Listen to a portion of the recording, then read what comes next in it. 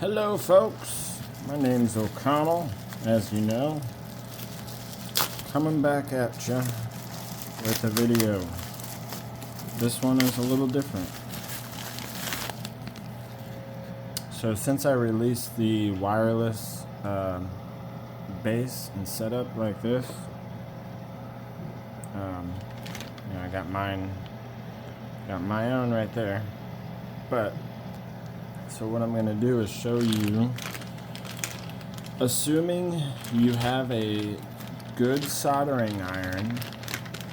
So I say good one because you probably don't want to just use some cheap plug in the wall, like direct to the wall one. Those those are fine maybe. I'm really not sure. But I'm using like a $700 Weller soldering iron meant for soldering circuit boards and stuff. So the heat transfer and everything is much better than any of those cheap ones you're gonna get. So that's why I say be careful if you're using just like a super cheapo one. I don't know if I would really recommend it, but I mean, this is what I got.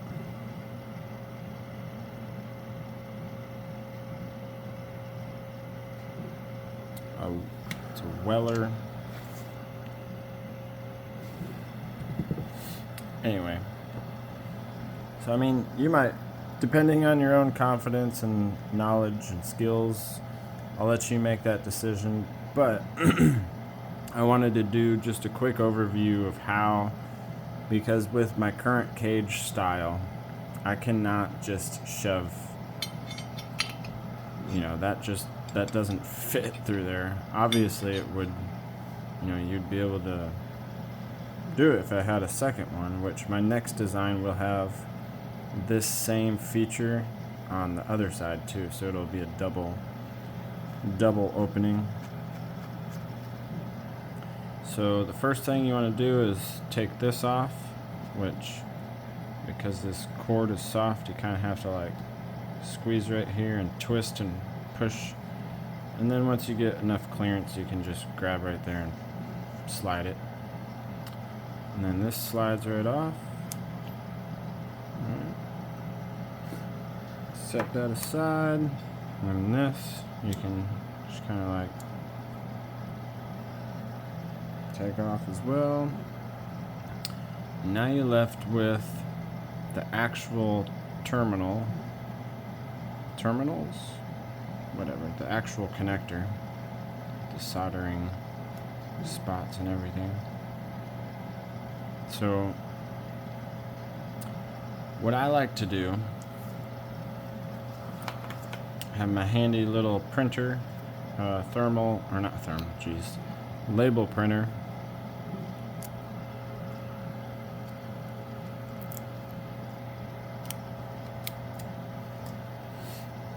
So this first blue one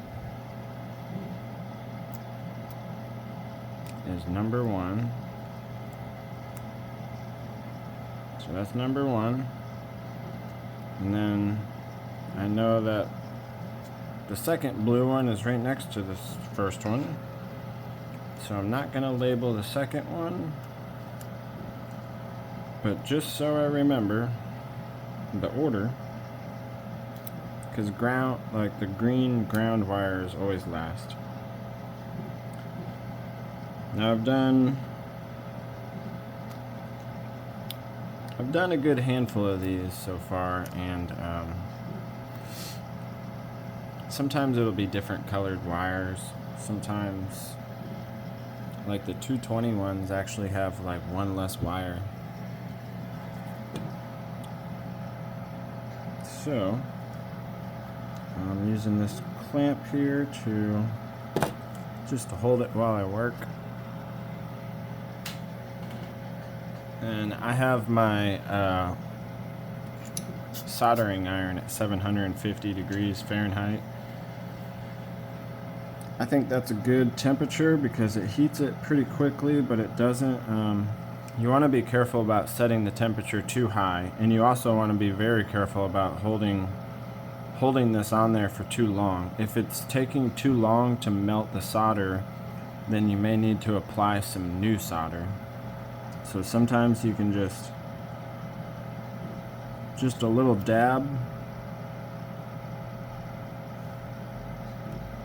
and then try to pull it clean and straight out.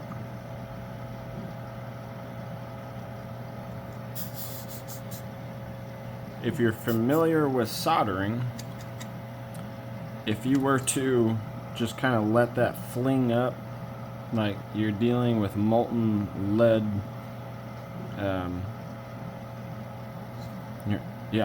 you're dealing with molten lead, right? So you're probably gonna want to not fling that around everywhere.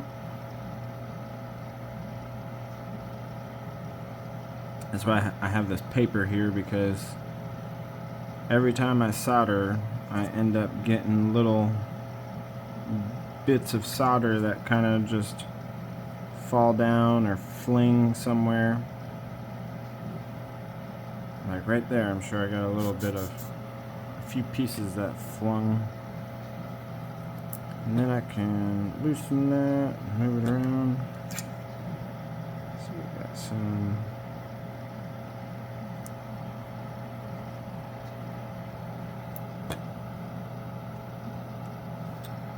Trying to, you want to make sure the wires are all together and contained, you know. If they're dry, like I say dry, if they don't have enough solder on them, then all the wires won't be in one uniform little line right there, and when you go to put it back in, it'll be very frustrating.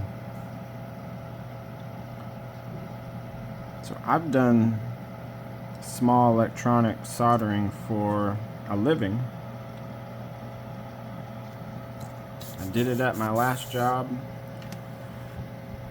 soldering circuit boards and all sorts of homemade wiring things, as well as car audio, alarm wiring, and home audio and alarm wiring.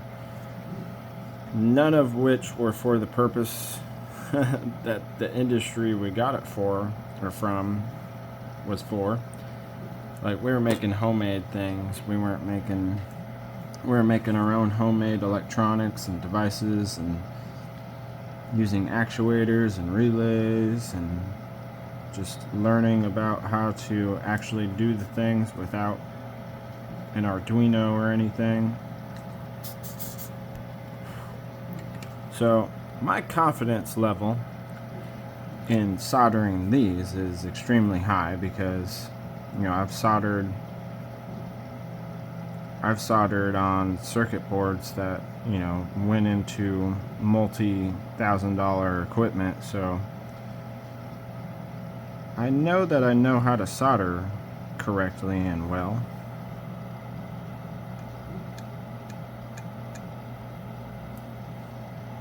There's actually some kind of certification. It's a very simple test. You basically just solder up, you do a little bit of training and solder up a board, and then whoever's qualified to certify someone, then they pass you or don't. Okay, so now we got that disconnected. Now we need to slide this off. Be careful not to take all your little identifying tags there. That's why I only do 2 of them, because I want to make sure that I don't have too much stuff on there and it makes it pull the stickers off. Okay, so now that that's there, I just need to put this through the back.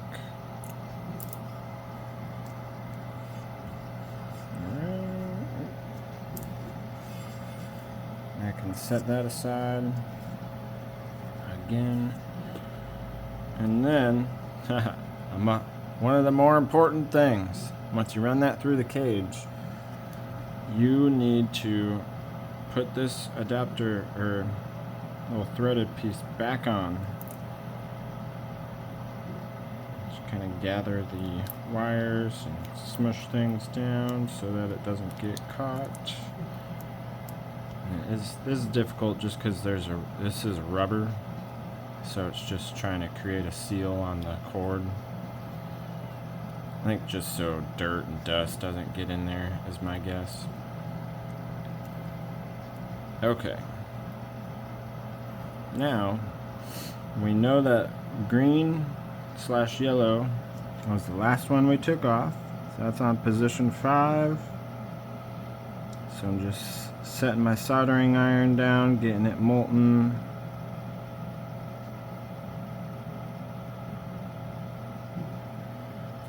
Which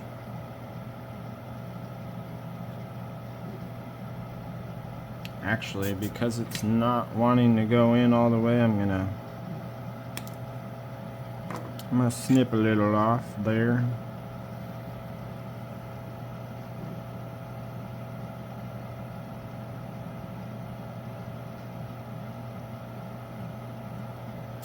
Yeah, when it's molten and you want it to hurry up and cool down so you can let go of the wire, you can blow some air on it.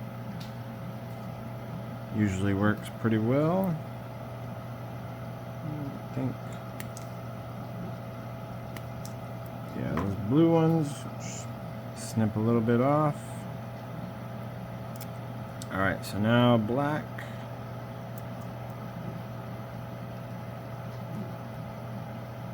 The black is always next to the green, at least on my wires, or my coils. I've only done one other brand, and that was the I think, is it Pelican brand?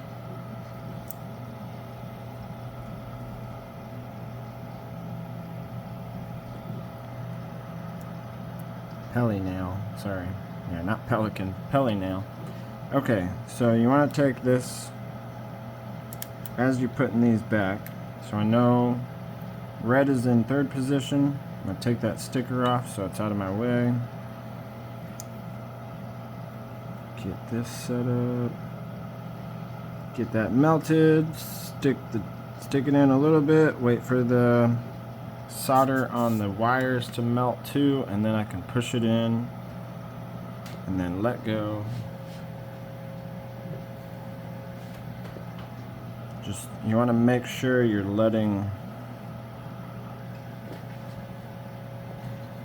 the solder do its thing. If you try to rush it, you won't get a good solder joint. Like, I'm pulling on these hard and they are not going anywhere. That's how you test electrical wires. So you pull on them, solder wires, I mean. Soldered wires. Pull on it, make sure it's got a good connection. It's good. Alright, position 2 wire.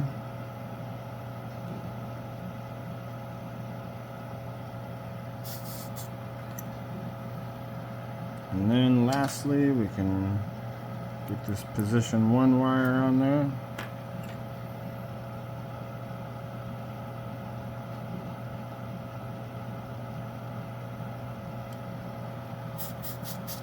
Now, if you are needing to rewire your coil to work with a different controller,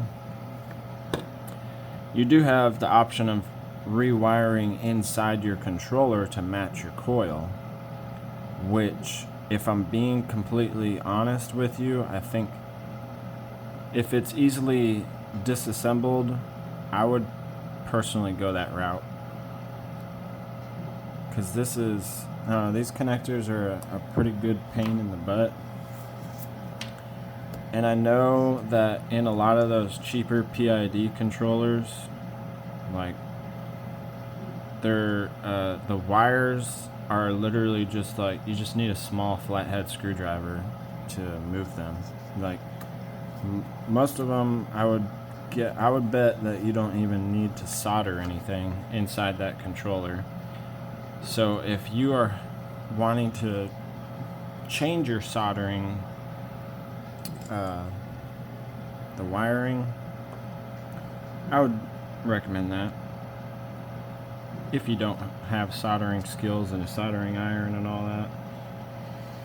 Now mind you, I say skills. I am not being vain here. It actually takes a fair amount of skill to, and it's learned skill. You can learn it.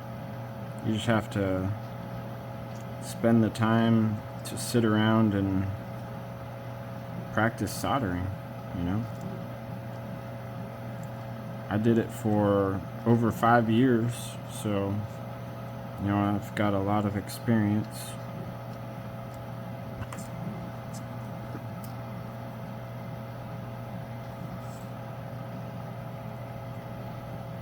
Yeah, I'm definitely not just trying to act like, oh, I bet you can't do this. No. Like, I think most of y'all could do this. It's just, if you're only needing to do it one time and you don't have the equipment, you don't have the skills or confidence, just reach out to me. Email me at o'connellwoodworks@gmail.com. Tell me you need help with wiring your coil, or your coil, so that you can run it through your cage or something. Like, if that's what you're gonna do, wiring a coil through the cage, if you pay for shipping and send it to me all, you know, as long as you're doing it to wire it through my cage and stuff. If you send me the stuff, I'll do it for you. But you know, for other reasons like rewiring it to change how it is and stuff, sorry, probably not going to do that for you for free. But if you need help, you really do, and don't have anyone else or anywhere else to turn for that, you know, hit me up. I'll help you. We'll figure something out. But yeah, it's actually it's pretty simple. You know, you just got to make sure you get everything back the way it was, and the most important thing, now you need to go wash your hands real good if you touch the solder itself, which I did. And yeah, I've touched some of these other things, so I'm probably just going to go get a wipe and wipe some of this stuff off that I've been touching, because it is lead solder. You want to avoid contact with your eyes and mouth and stuff. But yeah, there you go. Pretty simple. So now the next step is I'm going to run the coil inside there,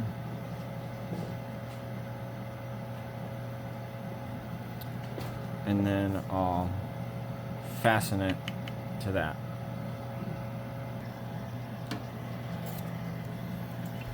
Alright, so pull the cord through, boom, boom, boom. Set that in there. And depending on the spacing you want, see, in some of these coils, like the straight length is longer on some than others, which, you know, it is what it is, I guess. I think because so many people have asked for changes from the coil manufacturers that probably whoever buys the most and requests the changes is who's basically in control of how they are. That's my guess. But luckily I can just adjust on my coil stand, as can, I believe, most brands of coil stands. You can just kind of adjust the position forward or back.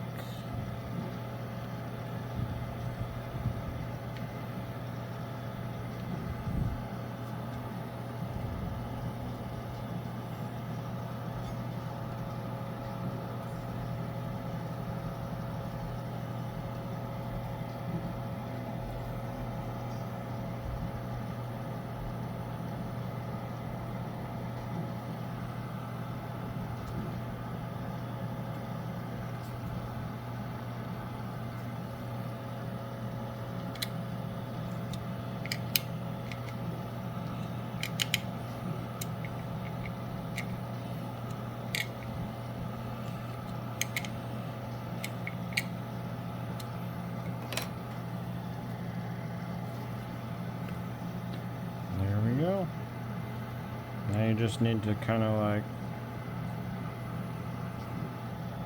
spin those back, you know, until you get the position you want, or until it's totally straight or whatever. And then I always take this and I bend it down a little bit, and it's because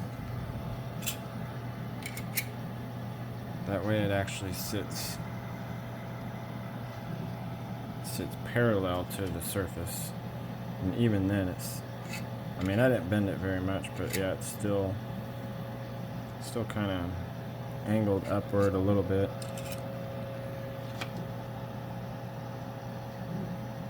Just a tiny bit. You know, if the user wants to mess with it a little bit more, then they can. But I always try to align the middle of the coil with that threaded hole at the bottom of the shield. And there you have it. Super simple. I have another video explaining why I did it this way for my bases. Don't worry, there's still a threaded insert there, but I used a bolt instead of a set screw inside of this, like I have done most of them so far. But that actually just gives me more possibilities for positioning and not having to do like a full extra rotation in order to get the position I'm wanting. Now, the issue with the whole full or half rotation or whatever and super compressed pads will resolve itself when I get the next version of these shields in. That way, I mean, you could just do a 180 turn and you'll have a new position where, you know, where you can have this on the front or on the back, and it doesn't matter because it's the same opening. Anyway, there we go. I hope that this has been helpful for you. If you plan on wiring up your controller, you know, let me know. Woo! About knocked that over. Let me know in the comments any additional thoughts or concerns or anything, and I'd just like to see what you guys have to say, because I know plenty of you online are, you know, the enthusiasts who kind of, a lot of you are, you know, you mess around with your own things and maybe wire up your own stuff, or a lot of people build their own like bases and stands and handles. I think it's really cool, and that's why I made this video, because I know a lot of people like to do things themselves basically, and I thought, well, why not just give some guidance instead of say, well, if you need this done, just hire me. But you know, not everyone can just hire everyone for anything that they need, so I figured I'd rather just give you the tools of knowledge with a little bit of guidance and hopefully enough instruction to be helpful for people who have little experience with soldering and such. Anyway, I hope you guys have a awesome rest of your day, and we'll see you on the next video. Peace out. God bless. Bye.